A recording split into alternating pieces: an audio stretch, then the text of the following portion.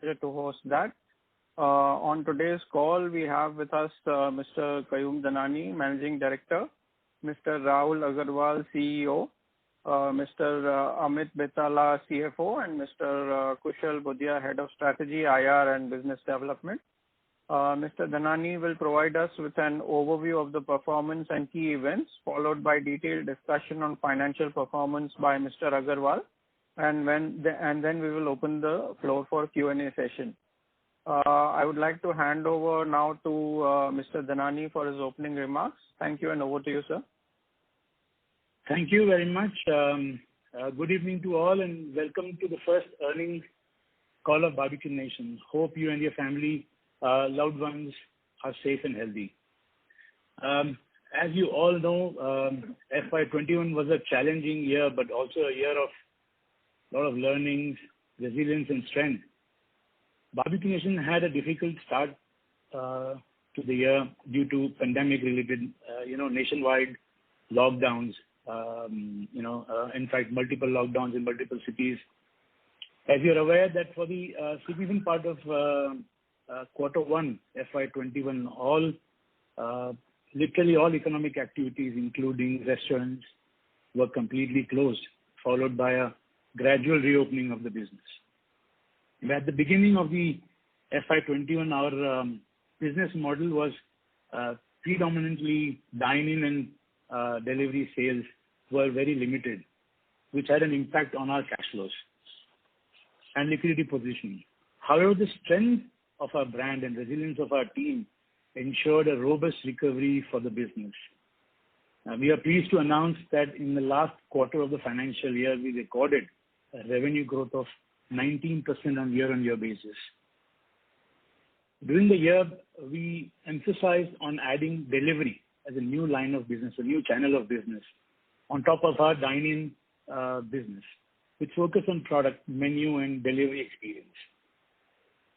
We pioneered the launch of yet another innovative product, Barbecue in a Box, to cater to the growing delivery segment. And the initial response for the Barbecue in a Box has been very encouraging, and it is in continuation to our brand ethos of value, variety, and celebration. We have been able to enhance our growth prospects by creating new channels and increasing our digital reach to enable our consumers to consume our offerings to multiple mediums. Launch of Barbecue in a Box and offering delivery through our own app has been some of the initiatives taken by our teams. The organization has also demonstrated agility in managing its cost, which is very paramount in such testing times, and was successful in cost optimization across many levels. A long-term relationship with our landlords and vendors have led to obtaining rental waivers and restructuring of vendor contracts to compensate for the slowdown in the general business sentiments. And I must say that everyone has been very cooperative because of our long-standing relationship with all the vendors. The recovery in dining business, coupled with our focus on growing delivery business, enabled us to restrict operating losses for the year to only 5 crores. We are happy that despite the challenging external operating environment, we were successful in completing a capital raise of rupees 330 crores, and are thankful to our investors for their trust and belief in the brand and our organization. Our strategy focus on growing the delivery channel and strong balance sheet will help us overcome the short-term challenges posed by the second wave of the pandemic. We are ensuring that our employees are safe and are also closely working towards vaccinating all our employees as an organization. This was an unexpected, unusual year, and we had to close 3 restaurants in the first half of the year, which was a first in the history of Barbeque Nation in India. However, we opened 3 restaurants during the year, and as a result of our store count remained unchanged at 164 restaurants. Various strategic initiatives undertaken during the year, coupled with our stronger positioning compared to the last year, gives us the confidence to continue our growth momentum. We plan to open 20 new restaurants during the FY22 and further enhance our footprint. I will now hand over for more details to Rahul, who will take you through the performance of Q4 for FY21. Over to you, Rahul. Thank you, Kayum. Good evening, all. Hope you and your family are safe and healthy. With reopening of economic activities and easing of restrictions in H2 of the financial year, we have seen robust revival of our operating performance. In addition, improvement in customer confidence helped us to register month-on-month increase in sales from both dine-in and delivery channels. Our consolidated revenue from operations were 226 crores in Q4 FY21, an increase of 18.5% over Q4 in the previous year. Delivery channel has grown approximately 6x in Q4 versus previous year. The delivery channel continued to grow even after the recovery of our dine-in business, which was very encouraging. We continue to focus on further growing the delivery business and plan to grow it to 2x in FY22. Our consolidated gross margins were 66.6% for Q4 FY21, an improvement of 100 basis points compared to the previous quarter. This improvement was driven by recovery in the dine-in business and increased efficiency of the buffet, leading to reduction in food wastages. Our consolidated restaurant operating margins increased from 9.7% in Q4 last year to 20.5% in Q4 this year. The improvement was on account of strong sales recovery, higher gross margins, and various other cost optimizations measures undertaken by the company. Our international business has stabilized now and have reported double digits operating margin, EBITDA margins in Q4 FY21. This is without Ind AS 116 impact. Toscano also continues to deliver double digits operating EBITDA margins, again without Ind AS 116 impact. The reported EBITDA was 56.1 crores in Q4 FY21 versus 24.6 crores in Q4 FY20. The operating EBITDA without the impact of Ind AS 116 was 31.3 crores in Q4 versus rupees 2.1 crores in Q4 of the previous year, thereby reporting strong growth. We reported adjusted profit after tax of 9.2 crores in Q4 FY21. Cash flows from operations continues to be strong in Q4, and with the capital raise in April 2021 and repayment of debt, the drag on cash profits from interest expense will reduce. We continue to remain focused on investments in our own digital platform covering reservation, delivery, and loyalty. The share of business coming from our own digital platforms increased from 20.1% in Q4 FY20 to 24.7% as on Q4 FY21. Our loyalty program, Smiles, has grown significant acceptance and traction from our customers. With the onset of second wave of COVID-19, subsequent lockdowns, and temporary store closures, our dining channel in the current ongoing quarter has been impacted. However, we remain optimistic of a strong and faster recovery in subsequent quarters. We also remain committed to undeterred focus on guest and employee safety. We will continue to focus on our cost optimization, growing our delivery channel, and further enhancing the core Barbeque Nation brand with 20 new store openings in FY22. With that, I hand over this to the moderator for questions and answers. Thank you. Thank you very much. We will now begin the question and answer session. Anyone who wishes to ask a question may press star and 1 on the touchtone telephone. If you wish to remove yourself from the question queue, you may press star and 2.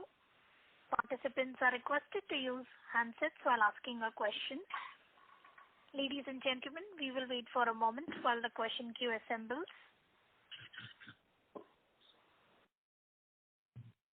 The first question is from the line of Manoj Menon from ICICI Securities. Please go ahead. Oh, hi team. It's been great to listen to your presentation. Congratulations on a good IPO.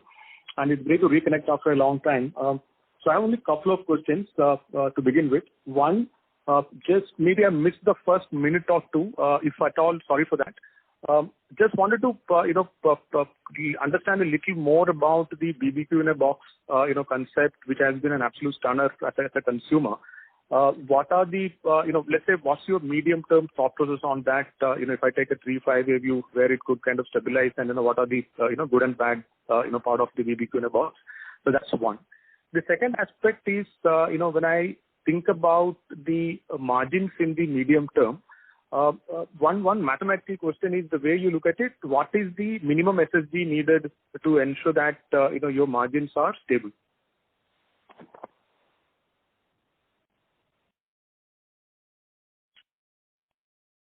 So I will take that, Kayum. You're taking that? Yeah. Yes, please. Okay. So hi, Manoj. On that barbecue in a box, this is a concept that we launched in June 2020 during. Hello,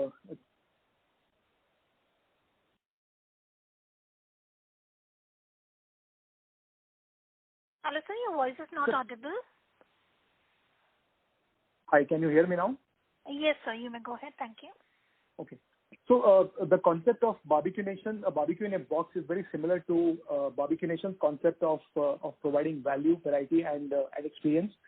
Barbecue in a box is an assembly of good set of starters, desserts, main course, biryanis, and we still strive to cater to the celebration segment of our consumer needs in the delivery segment.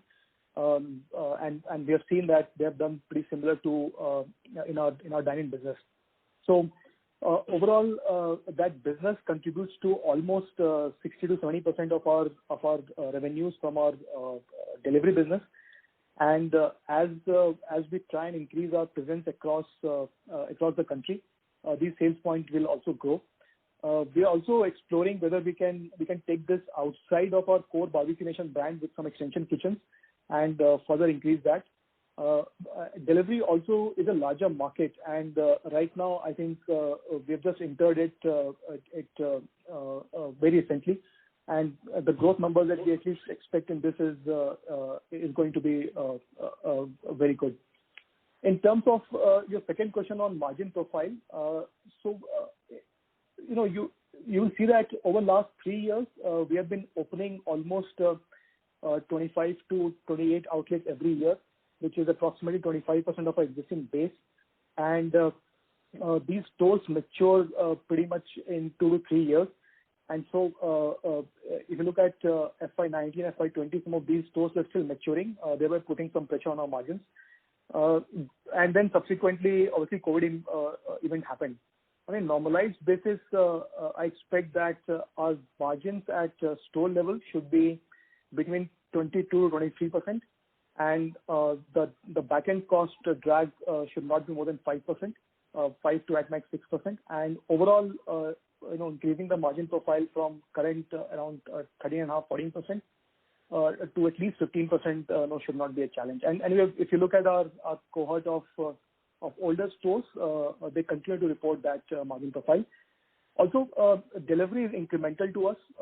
Delivery business doesn't cannibalize our existing dine-in business. We've not seen that over the last so many months now, and we expect that everything beyond gross margin and contribution margin, there's a lot of variable costs there, including your packaging and your commissions that you pay to aggregators, plus your own delivery fleet. But even apart from that, the margins are accretive there. So with that, at least we expect it to be the margins overall to increase by at least 100 to 150 bits going forward. And this is obviously in a normalized state. Right now, you'll also see a lot of noise around because of COVID, shutdowns, lockdowns, multiple things still being there. Understood. And one follow-up, and that's the last one. We'll come back in the queue. About the barbecue in a box concept, which has been, and as I said, it's an absolute stunner as an analyst or as a consumer when I think about it. I never really thought a few years back that there is a possibility of something like this.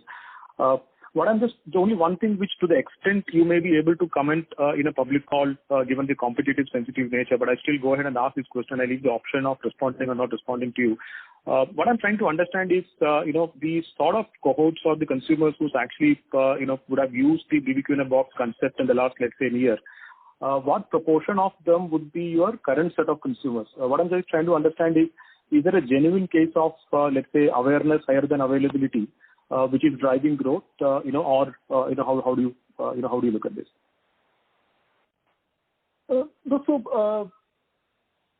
It's very difficult to answer that question because some of our deliveries also happen through aggregators, and there is data masking there.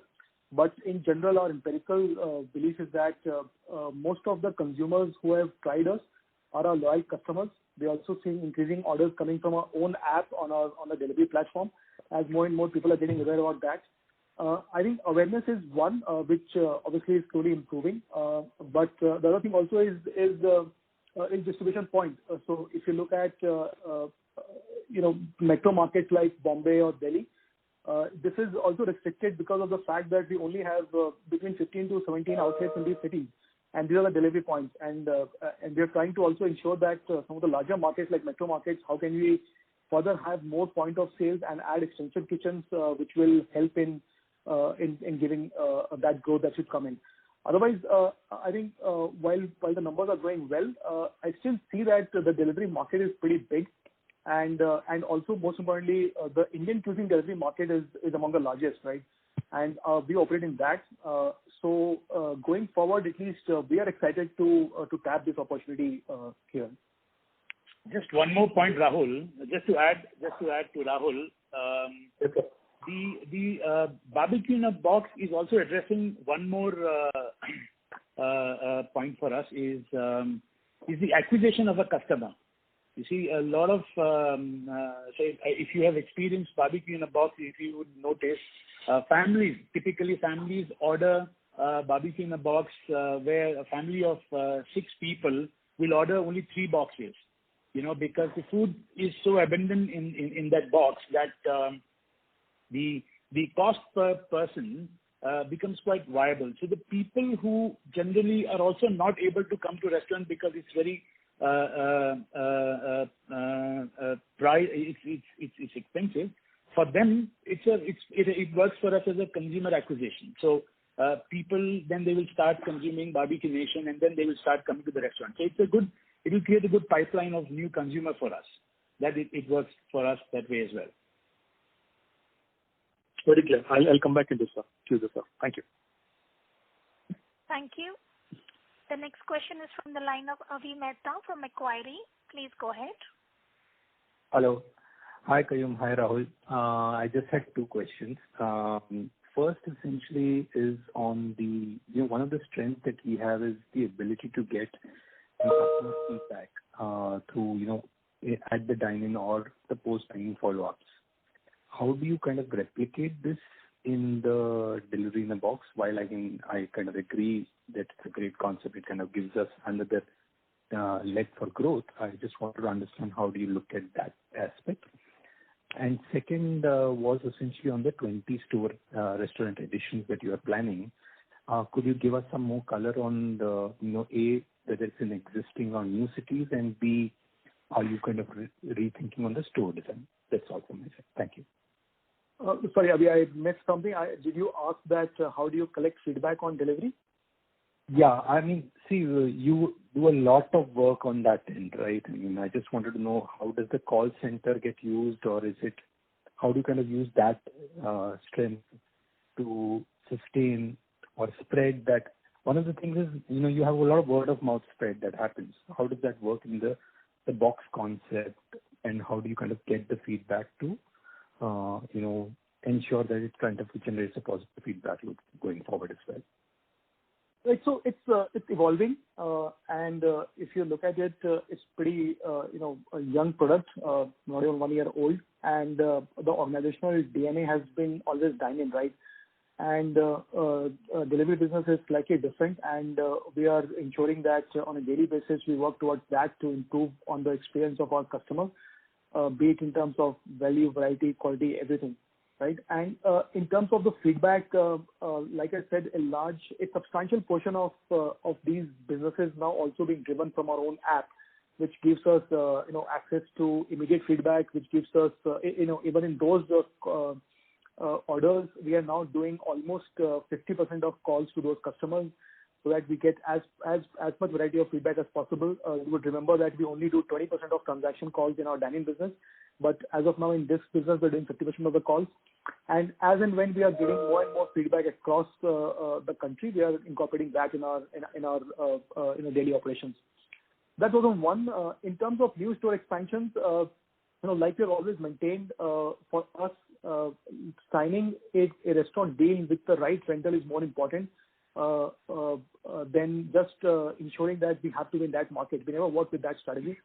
As of now, like we've also discussed in the past, we believe that our penetration in metro markets is still very low, right? In a place like NCR, Delhi, Bombay, Bangalore, we still are in double digits, early double digit numbers, right? Between 13 to 15, 17 stores. And some of the markets which are already there, which we had not gone in the past because of substantially higher rentals. Right now we are seeing that at least these rental deals are softening.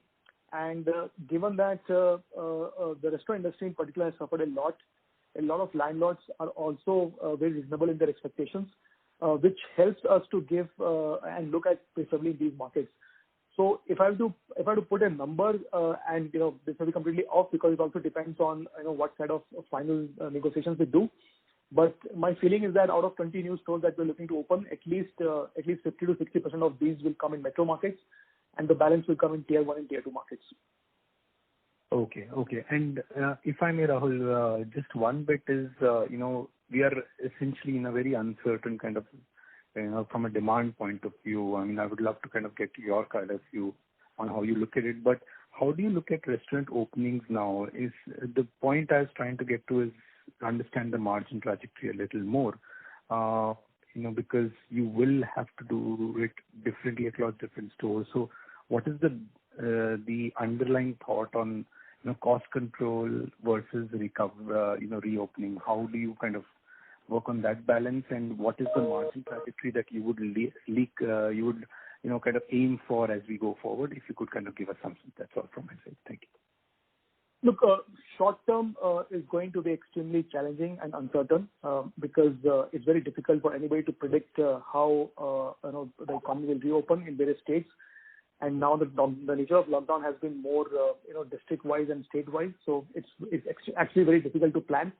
But we have done that in the previous year, and two major costs that you have to look at is your lease cost and your manpower cost.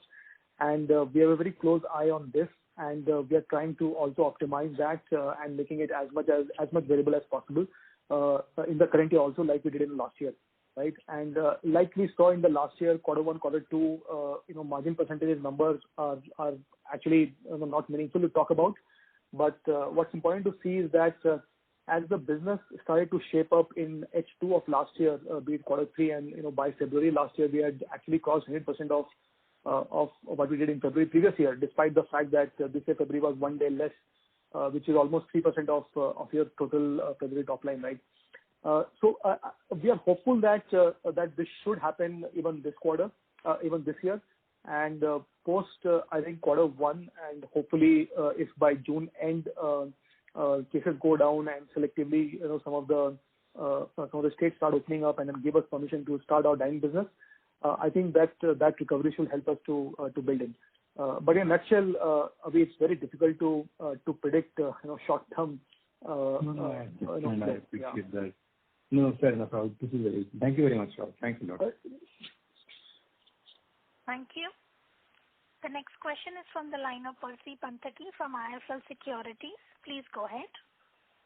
Hi, Rahul. Just wanted you to address one of the concerns in the investment community regarding cannibalization between dine-in and your delivery business.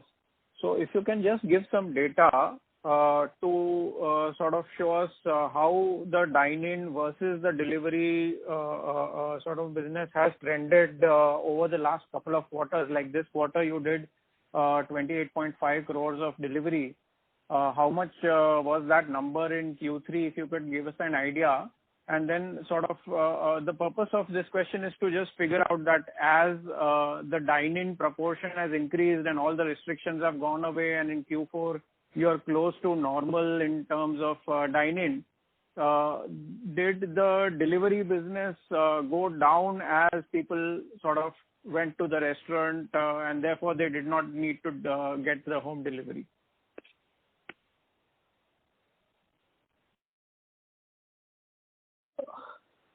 Yeah, hi. Can you hear me? Yeah. Hello? Hello? Yes, sir, we can Yeah. hear you. You may go Okay, ahead. great.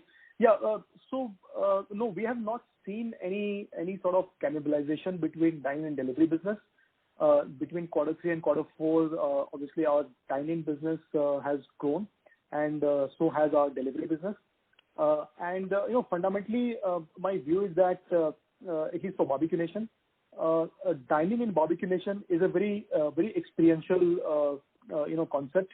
You come and have obviously great value. You don't consume it alone. You come and celebrate something.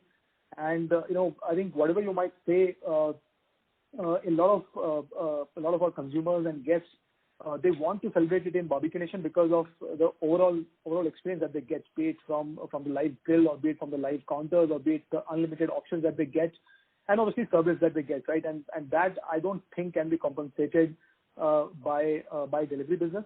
Delivery serves a different need, which is convenience, and that's what we have been now trying to tap.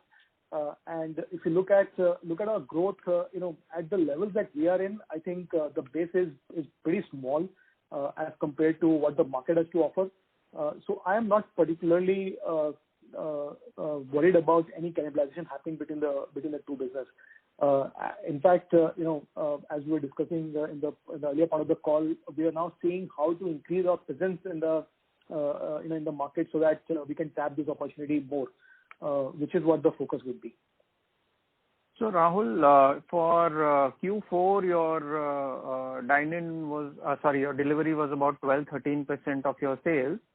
So in a normal situation going ahead, let's say, assuming no restrictions on dining, etc., once COVID is over, where do you expect this percentage to stabilize, your delivery as a percentage of your total sales? Frankly, we don't look at it that way. What we look at is delivery is a big market, and like we have also mentioned, and Kayum also just mentioned, we'll target to grow delivery business almost 2x, at least this year.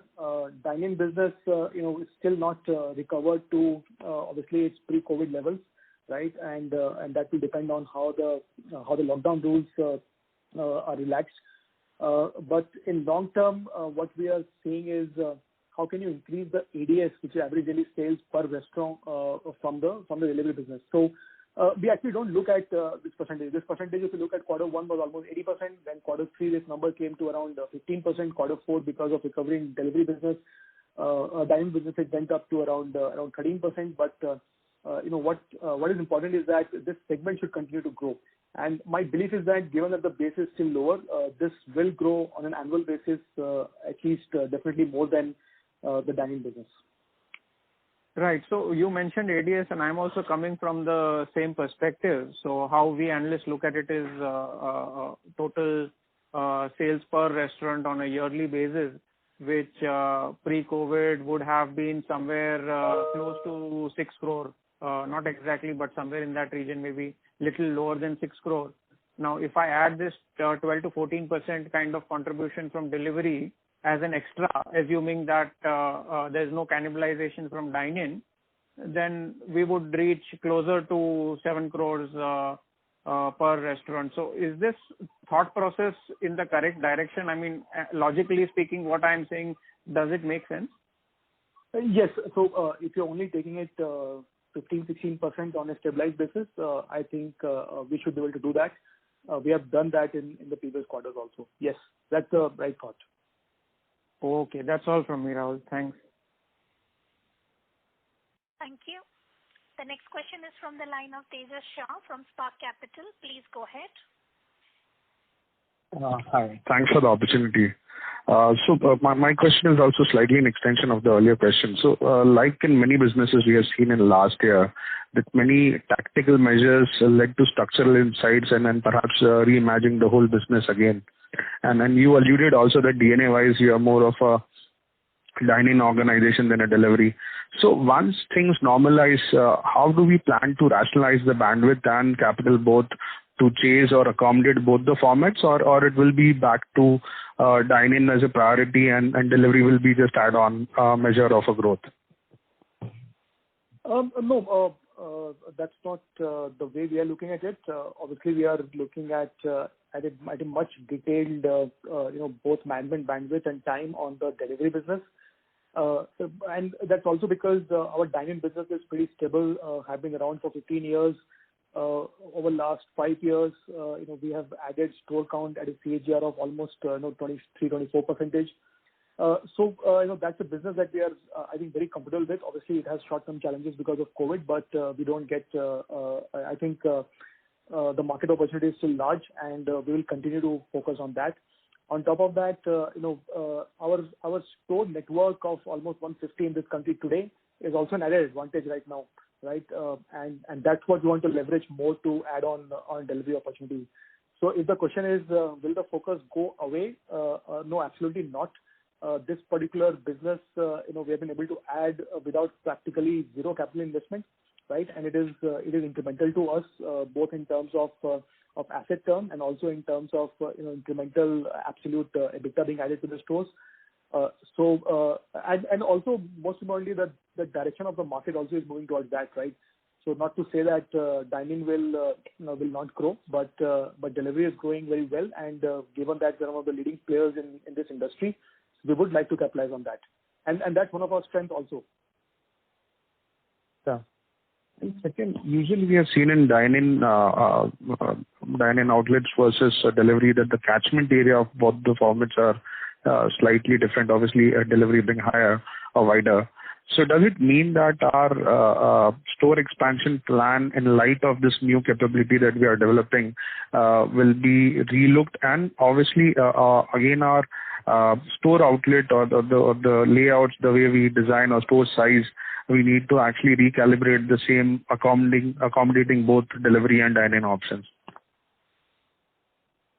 So on the catchment side, we have pre-COVID we have experienced that our guests doesn't want to come to a restaurant if it is beyond 15 minutes of your driving time, right?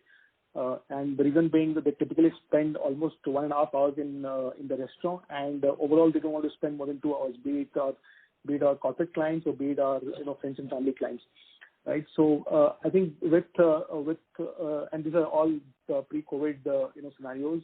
With the growing traffic, they've seen that the catchment area for the brand is approximately within 5 kilometers radius of that particular location, which means that at least in metro markets you have much more opportunities coming on your face to expand. And that continues. Obviously, how things shape up post COVID, our expansion in that will continue in the same direction as previously. In terms of store layout, obviously once you have to look at dining and if that numbers are growing, we are making changes in our back end restaurant operations so that we have dedicated space for delivery, which is very convenient from the store operating team perspective. So those changes are already being done in few of the restaurants and has already been incorporated in the new designs in all our new future restaurants. Great. Thanks and all the best. Thank you. Thank you. The next question is from the line of Susmit Patodia from Motilal Oswal Asset Management Company. Please go ahead. Hi, good evening everyone, and congratulations on a good quarter, Rahul. My first question is, you mentioned that your net debt is it's still 11 crores.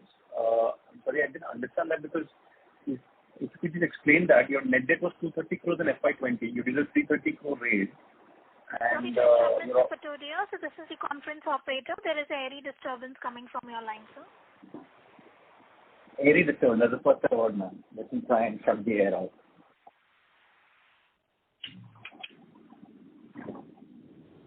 Okay.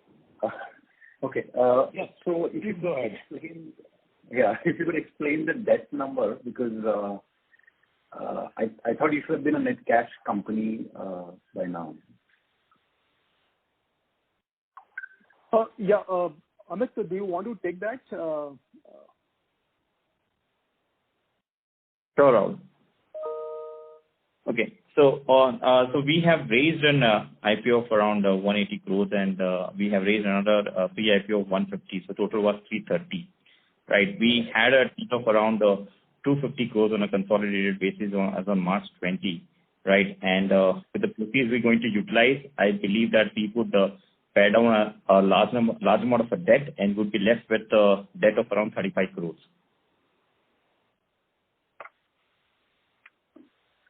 So, sorry, Sushmit, I think I'll try and explain it differently. Yes, we raised around 330 odd crores. Out of that, broadly, there were issue expenditures also, which would be to the tune of around 15 crores. So that's around 315 odd crores. And then, last year there were interest expenditures of approximately, I think 30 odd crores, give or take couple of crores. So you should reduce that from this, which is 285. There was operating loss net of around 5 crores, which was 280. And then we have another CapEx done previous year of approximately 15 odd crores. So that's around 265. And we have reported, as Amit said, the number was 250 as on March, right, of debt, including some of the working capital lines that were drawn post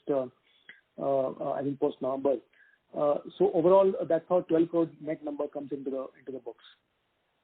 Sushmit, this is Kushal here. Just one more thing was that the IPO money, which was 180 crores, had come in April, and the number that you're looking at is of March 21, right? So 150 crores of pre-IPO was there, which is sitting on 31st March, and the remaining 180. Okay, got it. So today you would be a net cash company? Yes. Yes. Got it. Yeah. Okay, got it. Sorry. So that's my mistake. Okay.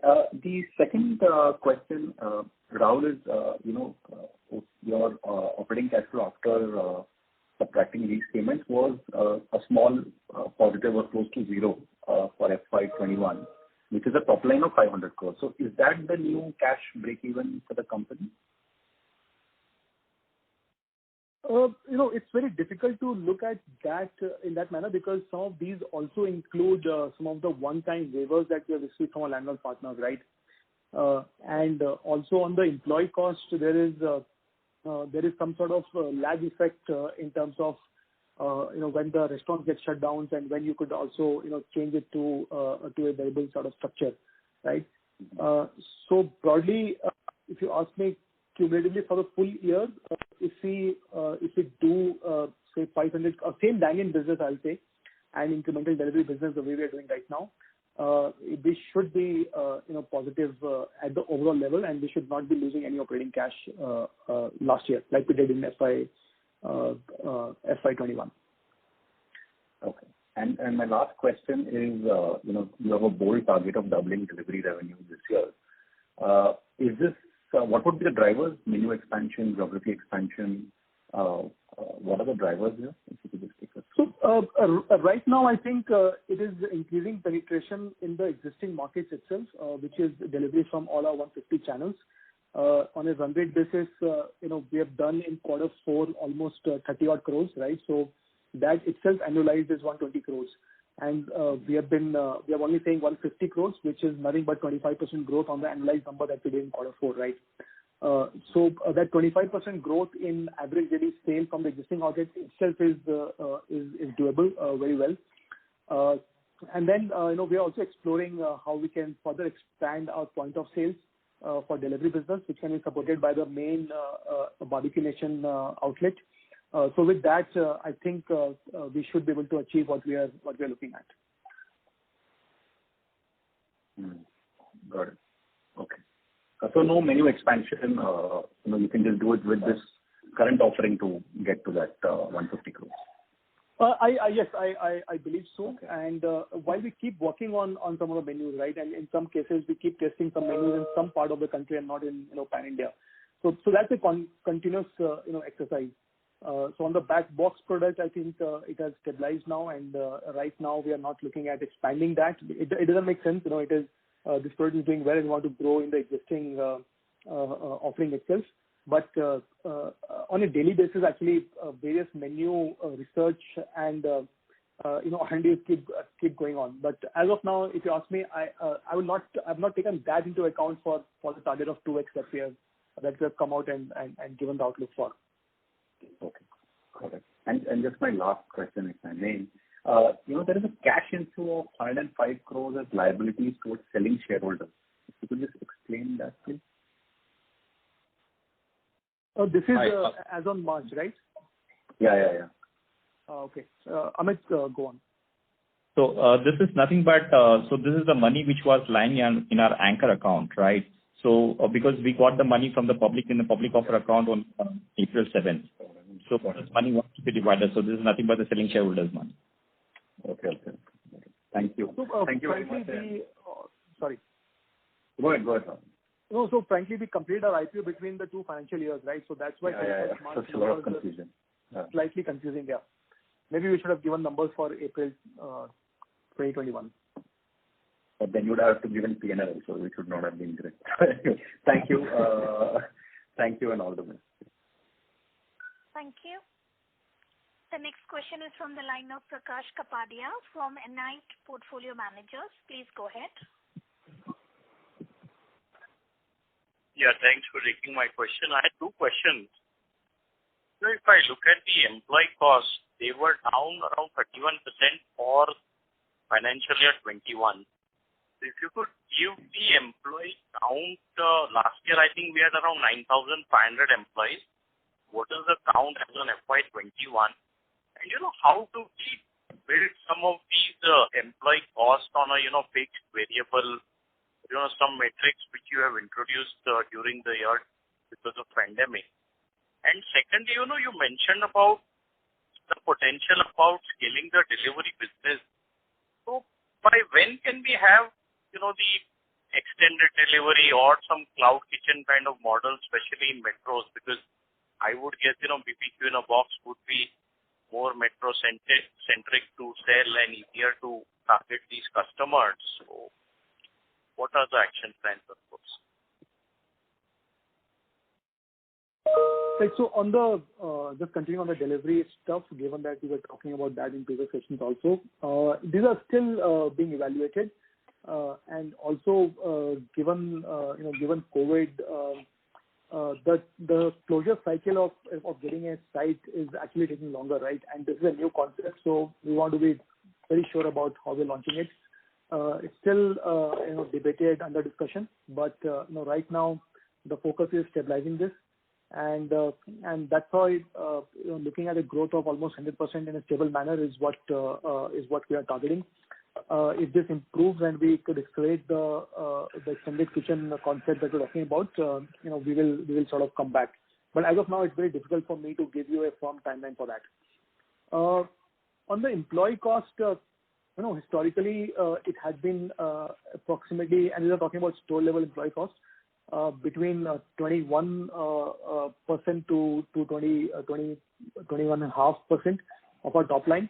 And during pandemic last year, when we did a lot of work towards optimizing the employee cost at a particular restaurant, and also reduce the number of manpower by almost 10%, we have seen that that number, and this is a core employee cost at the store level. We have seen it come down by approximately 1.5 percentage points, right? So this is, I think, on a stable state, having employee cost of between 18.5-19% of the top line for the core operating stores is what we are looking at. And then there is, in terms of employee costs, there is incremental cost for the back end employee cost, right? So that's the way this will work out.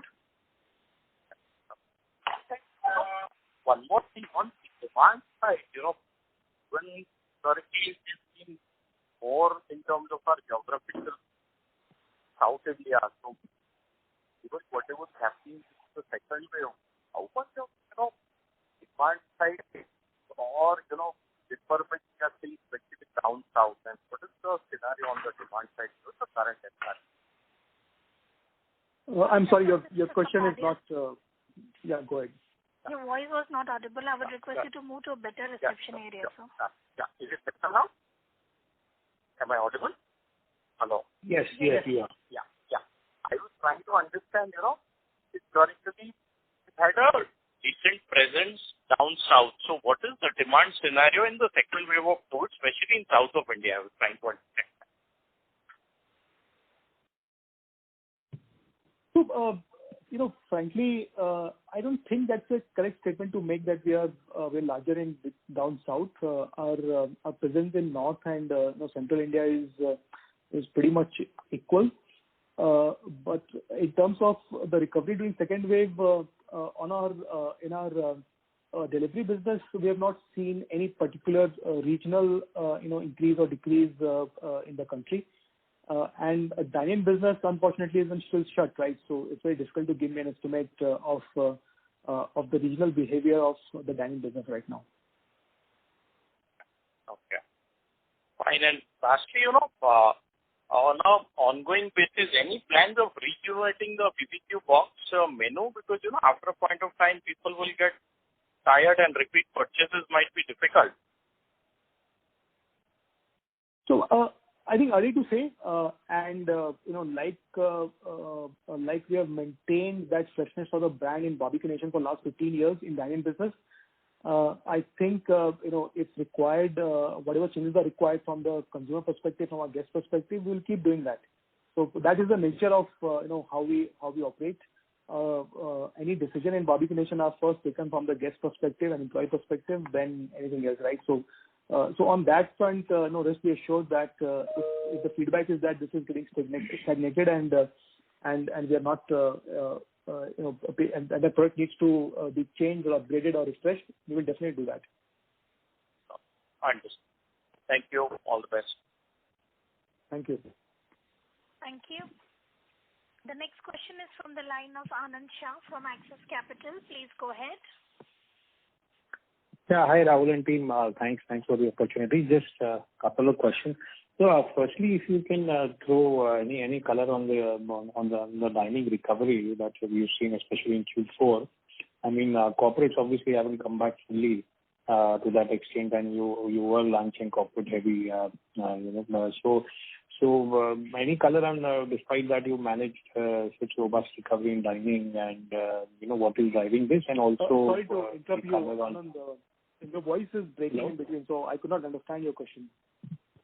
Yeah, you can hear me now? Yes. Yeah. No, I was just asking on the color of dining recovery, essentially given that you are lunch and corporate heavy, despite that, you have recovered dining majorly in Q4. So, what is driving this? That is one. And also, if you can throw some color on metro tier 1 trends and tier 2, tier 3 trends. I mean, is this recovery all across, or it's more partly driven from tier 2, tier 3 or so?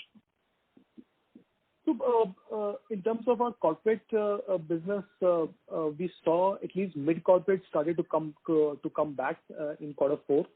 Large corporates were still not operating. They were operating work from home, and that segment didn't come back as much as it was earlier. But the friends and family segment started coming back in a larger form. And in terms of tier mix, obviously tier 2 and tier 3 came back much faster, and the recovery in those markets we started seeing from September onwards, and that continued by till the end of last quarter before it all shut. And metro markets were also growing pretty much on double digits basis in these places. But yes, tier 2, tier 3 had done slightly better than that. Got it. Thanks. And just one more question on your international business. I mean, is it back to profitability? Is the bleed over? I mean, how is it tracking? Any color there? Yes. So on international business, I think we were extremely disciplined to not look at any sort of expansion for last 2 years, and not that we are planning to do anything right now. We are focused on bringing back the customer demand and ensuring that it becomes profitable. At the store level, this had been profitable full year last year itself. But this year, apart from H1, which also got impacted because of certain shutdowns in those places, H2 was highly profitable. We were doing double digits, core operating EBITDA margin. This is after the back end cost, right? And this is on the back of a very strong same-store sales growth in that market. So now that business is not losing any money. The depreciation is still higher, so at that level there is marginal negative number there. But that also on a pure cash on cash basis, that business is profitable and generating cash now. I think that's stabilized now, and we've seen that now, on the core operating numbers, when it's operational, we've seen those performances for a continued period of almost 4 quarters now. So I don't expect any drag coming from that market. Great to hear. Thanks. Sir.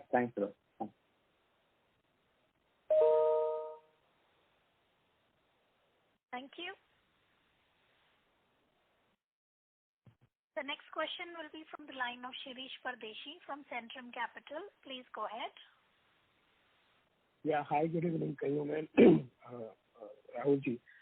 Thanks for the opportunity and thanks for a good set of numbers. I have a digital question, the attempt what you have said. So you said you have 2.6 million downloads, and there are the question which I'm wanting to ask is that what is the increase if you look at December quarter versus March quarter, and what is the increase in terms of traffic, in terms of converting these orders? So I think we had 2.2 million in the month of December 2020, which had gone to around 2.6. And in terms of traffic increase, what we have noticed is that in quarter 4, our dine-in recovery was stronger, and we also saw that the average group size in dine-in business has slightly increased. And in our experience, some of the larger group clients, they prefer to call our call center and book rather than booking it through a digital platform. That behavior I think will change over time.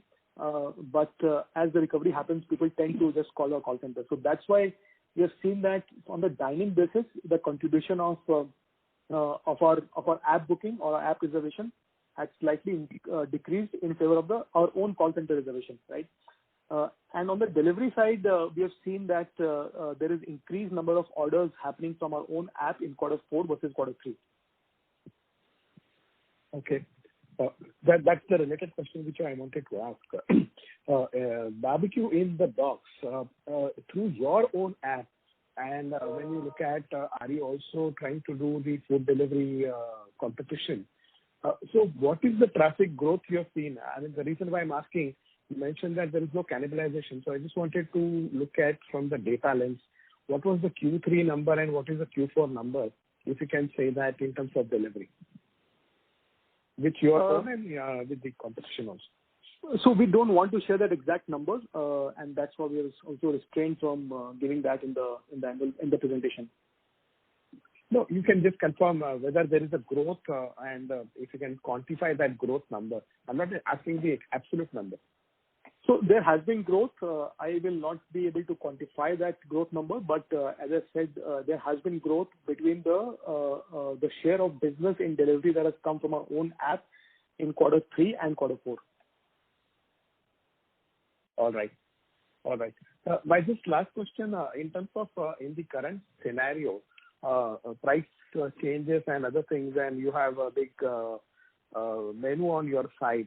So given the scenario, are you facing there is an inflationary cost pressure? And the reason why I'm asking, you have done a good on the margin front.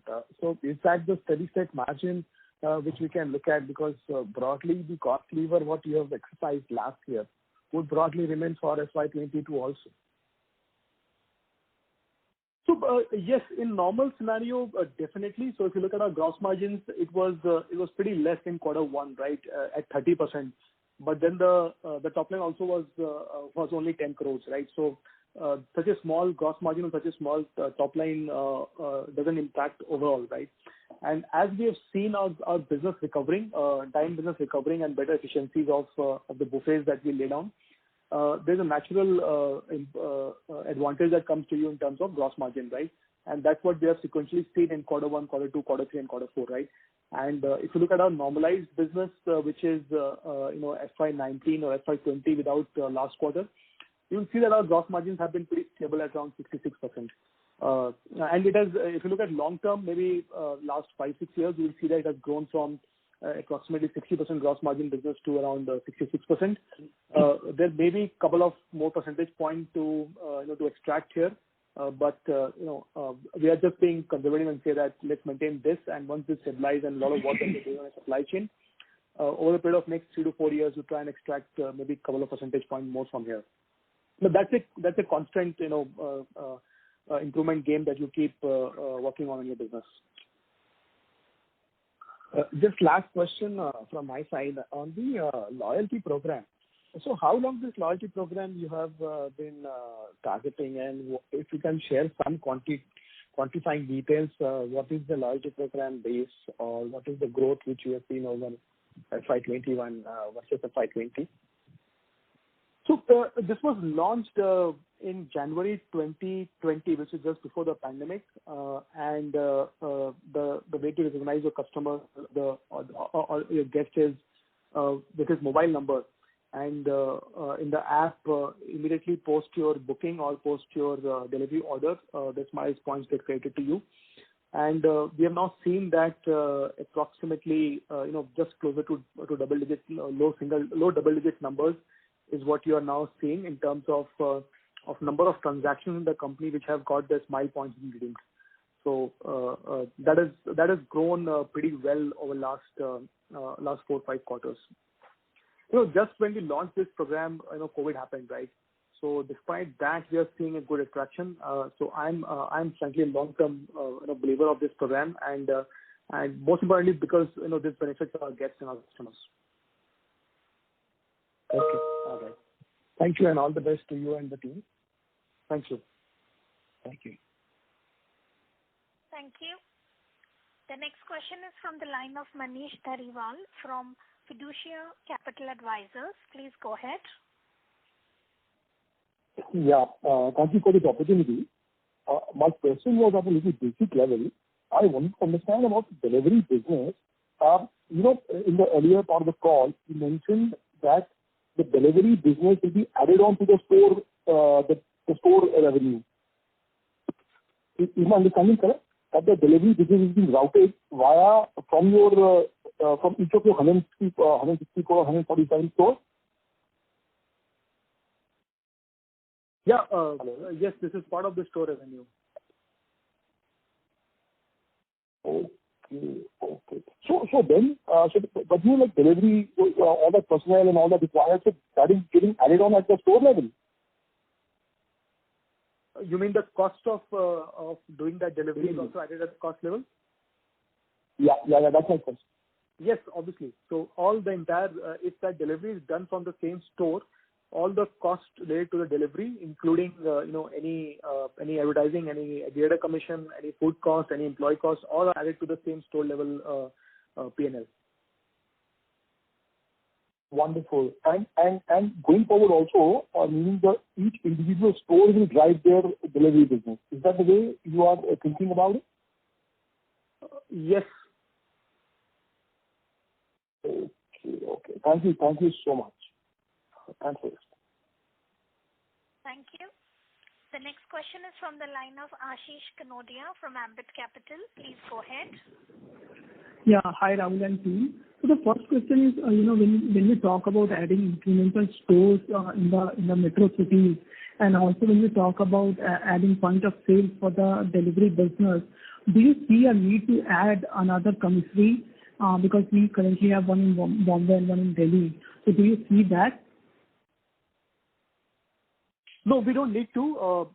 We don't need to add any more commissaries. We are anyway, moving towards more and more standardization as the business is expanding. And once we add more outlets in our existing metro markets, those can be self-served from our existing vendors. No, at any point of time, we are not planning to add any more commissaries in the country. Sure. And the second bit again, delivery is that, we have seen delivery becoming an incremental part of, restaurant revenue, and it definitely drives incremental margins as well. So typically we have been always a lunch and a dinner platform, right? But do you see a wide space in the snacking as well, especially just in the delivery business? So for example, other than barbecue in a box, you have a UBQ model as well, which is a la carte model. So do you see a increased focus in the day part of the business as well, just to drive better revenue throughput and better margins at a store level? We will evaluate that, but as I said earlier, also in the earlier part, that our delivery business is pretty young, and also very small, and the market opportunity is large in the two biggest segment of lunch and dinner. So we would focus on optimizing that before we jump into any other segment or day part. But like you said, the opportunity is there, and when you feel that this has now stabilized and this can be added, we will definitely work towards that. But is there a possibility? Yes, there is definitely a possibility.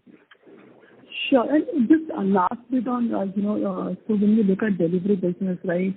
So how has it been doing in the, ex-metro cities? Is the, recovery in line with what you are seeing in the metro market, or on some, some qualitative color on that would be very helpful.